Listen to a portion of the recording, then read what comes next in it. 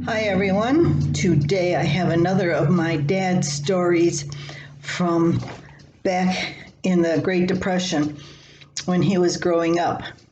This one is called Pork Chop Day. When I was a kid, it seemed I was always slopping hogs. We had a friend who worked for the Chicago stockyards and he came to our house quite often.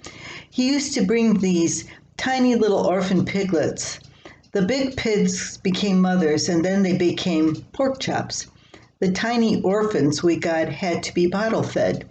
They were so cute until they got big and fat and ugly. How I hated the cool fall day when it was pork chop time for our piglets.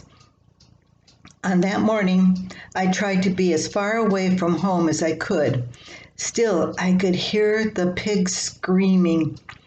I wouldn't come home until after the pork was in the barrel, and I could never eat those pork chops.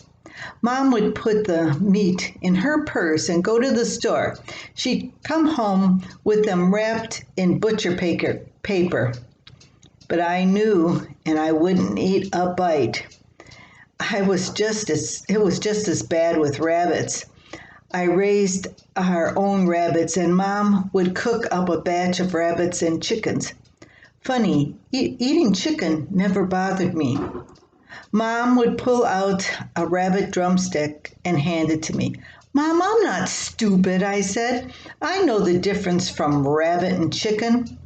She would get mad at me, but I couldn't eat my friends.